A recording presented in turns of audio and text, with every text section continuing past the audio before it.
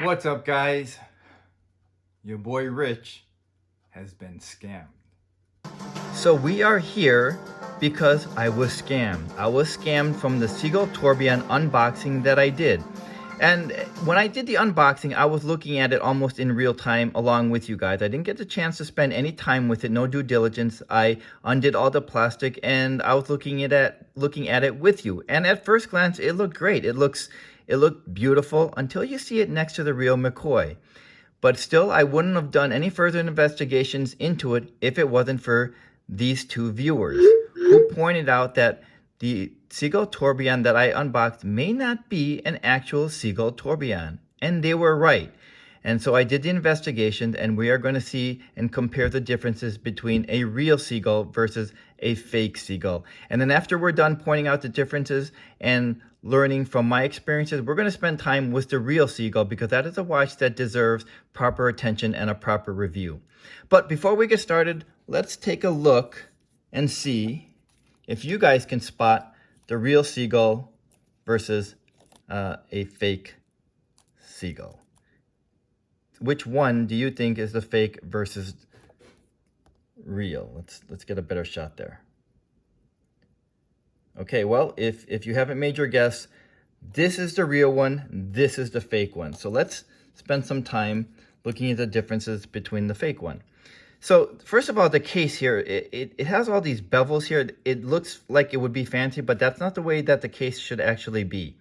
And when I do say fake, by the way, this is an actual Sea-Gull Tourbillon movement. And accuracy, it's been fine. But the rest of the watch is not made by Seagull. And one of the differences you can tell, like I said, the finishing looks great. It looks good here, right? The polished finishing. But it's very dull compared to the real one. Beyond that, if we start with the dial, you see from the date from the 1st to the 31st, from the 1st to the 15th, it actually looks pretty decent. They're evenly spaced out. But then it looks like from the 19th to the 31st, it's all scrunched together. It's as if they just ran out of space and just mashed the rest of the dates together. Very, very poorly done. But again, at first glance, it's not noticeable. The guilloche on here is, the squares are larger. This is going to be a print versus the real one. It's a lot tighter on the real one, and we'll get to see all the differences later. On the days of the week, Sunday is in red, and that's correct. But you see Monday and Friday, those fonts are darker than Tuesday through Thursday, and it's not supposed to be like that. And again, we'll see all these differences in a little bit. The markers on here, the hour markers, look to be somewhat applied. They are inconsistently spaced. This is a manual wound tourbillon, like I said.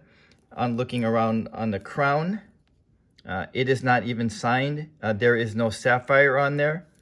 The back of movement is here, where it says Seagull there. That looks like it's just stamped on, not engraved like the rest of the information on here. And I think the rest of the information on here seems a little silly, the way that they put it there compared to what we're about to see.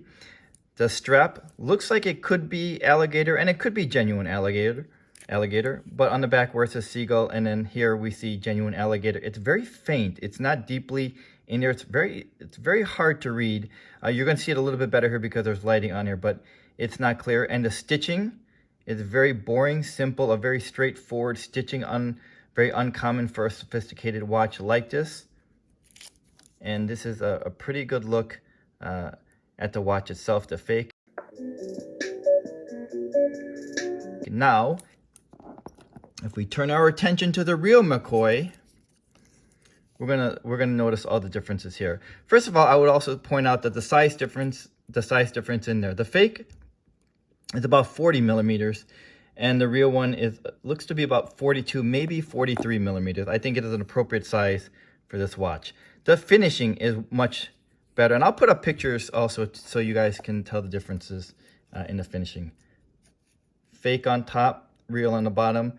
You can see it's just a lot duller with the fake. It just doesn't have that mirror-like reflection. So if we talk about the dial where I compared the dates on the first one, you see the dates on here, the 1st to the 31st, they are all perfectly spaced out. There isn't any scrunching of those numbers. Same with the days of the week on the right side or at the top of the watch from this angle. Sunday is in red. Monday Tuesday, Wednesday, Thursday, Friday, and Saturday are all the same. None of them are darker than the other, using the same font. You can see here the Guilloche is a smaller print. It is a real done by hand versus print. The hour markers are all consistently spaced out evenly and all applied. Also, here we can see, so on the left, from around 8 o'clock to 11 o'clock, basically where the dates are, and then from 4 o'clock to 1 o'clock on the right, where the days of the week are, it has Seagull's logo there. You see how it's not straight? It has the Seagull logo where it's bent in the center there. And compare that again with the fake. It is not there. They tried to create a little bit of a bend, but it looks like they just ran out of space. The dial was just too crowded on that one. This is just a lot richer. The fan-like texture around the days of the week and the date are deeper, just really well done. This is an automatic tourbillon, and we can see that the genuine diamond there, the rubies and the sapphire, really well done. Really beautiful automatic moving. They just did a really great job on this. This one has, like I said, the sapphire on the crown. On the back, you can see Seagull is not just stamped on there. It is consistently engraved with the rest of the information, and really great information, and just not as silly sounding, where it says, for example, I think it just says the meters for water resistant. We all understand what that is.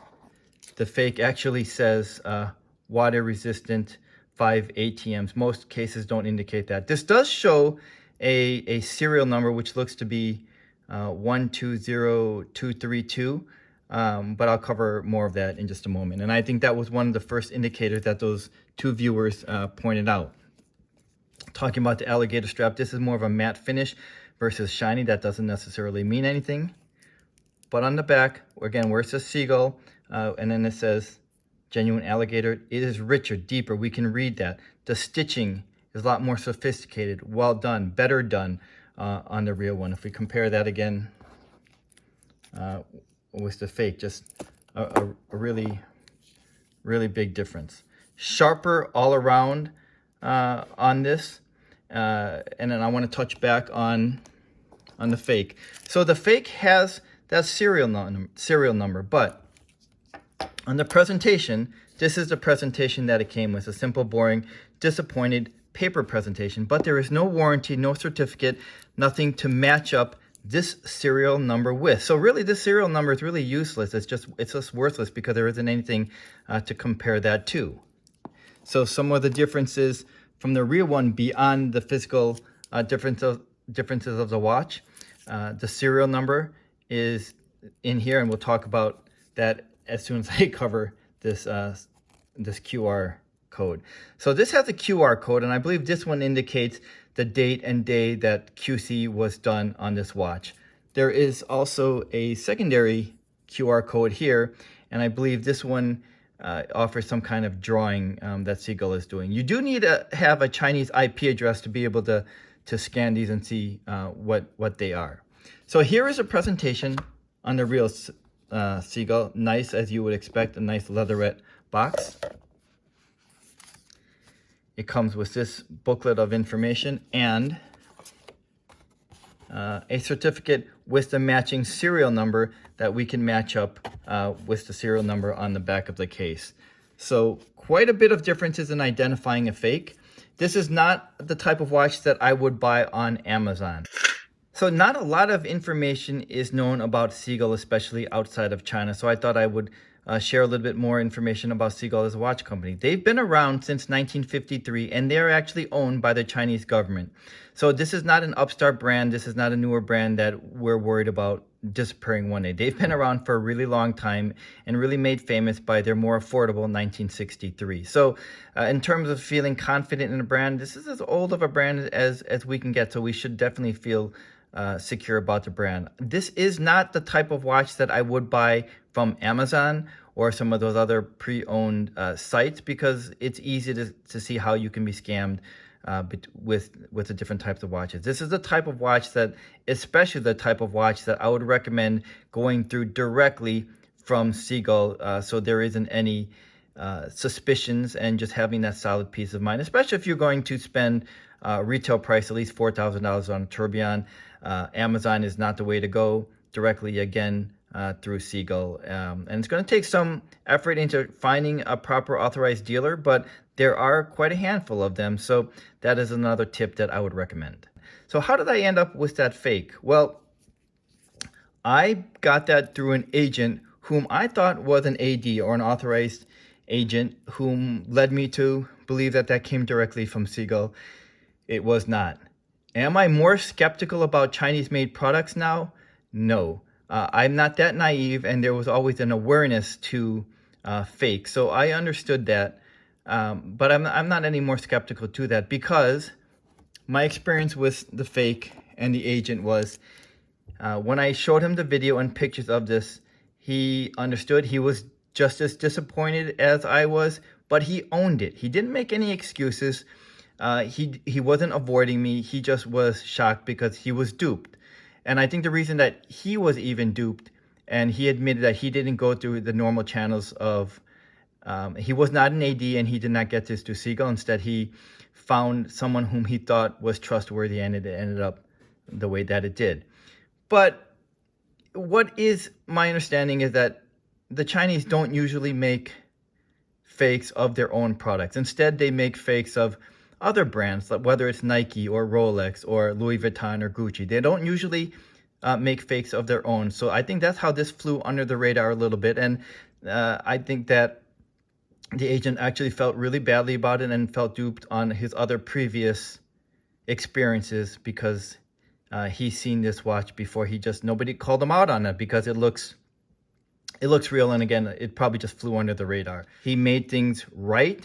He was willing to refund the money immediately, but it all worked out. But thank goodness for the legitimate brands like Seagull or HWC or Memo Origin. Those are legitimate brands that they really effectively balance out the fakes. Now, for $4,000, I understand that some people are going to say that, well, I would rather have an Omega or a Breitling or this brand or that brand than taking the risk on a Seagull. And you would be right. You can get watches, those brands, at that price, but you won't be able to get a tourbillon at that price. Now, for me, a tourbillon was really never high on my list. I never dreamt of wanting a tourbillon. It just, I wanted to try one, but it was never a grail type of movement or a grail type of watch for me. But I have to admit that it is very pleasant and just a joy to look at, because even though this is old school, and I don't actually think that tourbillons are actually more accurate than other movements, such as my Grand Seiko or some of my COSC certified movements, but it is still a work of art. It is all done by hand. And on this one, you can see the cage is actually rotating, so it's not a tourbillon style watch. It is an actual tourbillon. Those are genuine diamonds in there, rubies and sapphire. So it is just a really joy to look at. Also, what Seagull does is, this is not the way that some watches use a Seagull movement. This is made entirely in-house, a lot like Rolex and Grand Seiko. Seagull makes everything, they manufacture everything themselves. Their movement, they assemble the movement, they QC the movement, they finish the movement. And you can see, I've seen other Chinese tourbillons used by other brands. This, you can see, is just really refined, really. You can see the beveling in there. It's just really polished, really well finished movement. Seagull also makes their dials, their cases, their hands, everything, and they put it together. So this is a completely in-house watch. So you're not going to be able to touch that price with other tourbillons. Sure, we can get other tourbillons for $1,500, $2,000, but again, they're using another Chinese tourbillon, not manufactured in-house the way that Seagull is. So if that's important to you, if you want something that's manufactured entirely in-house, then I think this is going to be a really great option for us, especially if you're looking for a tourbillon. I also want to talk about the movement itself. So what Seagull used to do is they would sell their movements, right? That's a big part of their business, even more so than manufacturing the watches, is the use of the Seagull movements. What Seagull used to do with their tourbillons is they used to use those, what they would call their factory rejects or their seconds, and they would sell those. And that's how other watches would get hold of a Sea-Gull tourbillon movement. But as of a couple years ago, Seagull stopped selling their tourbillon movements and instead are using them as cufflinks. So that's interesting and a cool way to have cufflinks from Seagull's seconds or factory rejected tourbillon movements. If we wanted to get a Swiss-made tourbillon watch, we would have to be spending a $20,000, $30,000, $40,000 or more. I think TAG makes what they claim is the most affordable Swiss-made tourbillon, still around $20,000. So if you're in a market for a tourbillon, you don't want to spend that kind of money, about $4,000, you can probably get this for, I would say, $3,000 to maybe even $3,500. Is nowhere, you won't be able to touch that at that price point for any Swiss-made tourbillon. And this is, again, an authentic tourbillon. So because they don't sell these tourbillon movements anymore, some of the other watches will use an HWC tourbillon movement, which is a nice movement, or some other movements. But I think Seagull just wants to take a little bit more control over their tourbillon movements. And here's a little fun fact regarding tourbillons. So for some of the Swiss watches that charge a lot higher prices for a tourbillon watch, there are some of them that actually use a base Chinese tourbillon movement, but they'll finish them and assemble them in Switzerland so they can get away with the quote, made in Swiss label. So for those of you Swiss pure watch lovers, sorry if that disappoints you, but it's a fact and a known practice in the industry. I'm not sure what else I can really say about the watch itself, because this is just a really very pretty watch. I thought this was a really pretty watch until you see them side by side. And in fact, if you were to see this in a boutique alongside of Omega or Tudor or Breitling or whatever those other mainstream brands, this is a type of finishing that you would say, well, that definitely belongs there, because this is first rate. They did a really wonderful job on this watch, and I'm actually really looking forward to wearing this. You might remember from my unboxing when I said this, but in the meantime, I will leave you with this. I think Seagull just might offer the best customer service in the entire industry. Yep, I kid you not. And I wasn't joking. If you're curious about servicing a tourbillon movement and might be thinking, oh my gosh, that's going to cost so much to have that repaired, and I don't know when I would get my watch back. Well, Seagull offers a lifetime warranty, 3 years guaranteed that you won't need any servicing on the movement, but they offer a lifetime warranty if you do. And the best part is that it is free. So any normal wear and tear will not cost you anything, because Seagull will cover that servicing cost. So there'll be nothing out of pocket. And as if that wasn't enough, the turnaround time, from my understanding, is just 10 days. Versus if I took my Rolex in for servicing, that would take anywhere between 6 to 8 weeks, maybe 9 weeks or longer, depending on the backlog. But 10 days to get the watch serviced and back for free. So the only caveat is it would have to be at your own expense to ship it back, and that's fair. Or if you live in China, they do have several offices, authorized Seagulls, I guess branches that you can drop off the watch. So it's really not that inconvenient. 10 days again to get the watch back for free. So there is no really any risk for any after service to this. So again, I'm not scarred permanently from this experience. I think it added a great experience and a great story for me behind this watch, because I was made whole. It would be entirely different if I was out a few $1,000s. It wouldn't be it wouldn't be a very pleasant experience at all. I would still be very upset about that. But because it worked out for me, I actually have a nice story behind this. I am not any more skeptical about Chinese-made products than I was before. There is a certain amount of truth to that, but there's also a lot of truth to the legitimate brands. So is this a watch for everyone? Absolutely not. I would say that you have to be a really strong person to want to spend a few $1,000s on a Seagull tourbillon, where Seagull's really claim to fame is from their 1963 watches, right? Because those are low risk. Those are affordable. They're around $300, maybe $400. So there's no risk to that. The bigger risk is going to come when you're going to spend around $4,000 on a Tourbillon. You have to be a strong person. What I mean by strong person is not obviously not a physically strong person, but mentally strong. You have to be a very confident person, because whereas versus Grand Seiko, we might hear, oh, well, it's just a glorified Seiko, or it's just a Seiko. And that, by the way, was said a lot more before Grand Seiko had a U.S. presence, or before we could see Grand Seiko outside of Japan, because that was sort of like a great kept secret in Japan, where you could only get a Grand Seiko in Japan, but they've increased their worldwide presence. And I think in the forums, before people a few years ago ever touched or saw or witnessed a Grand Seiko, it was sort of this urban myth.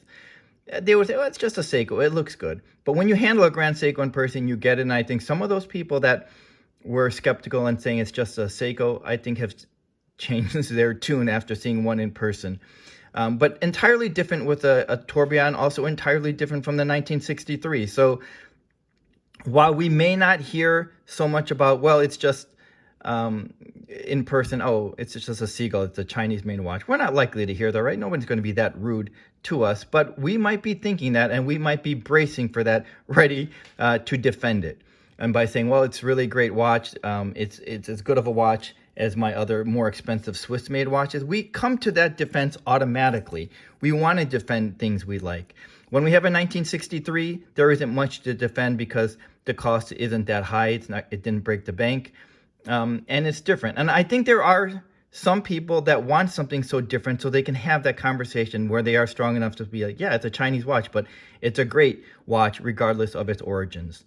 And I think it's going to be the same thing for this. We are going to be battle ready. We're ready to defend this watch if we actually want this watch. And that's going to be a different experience for us.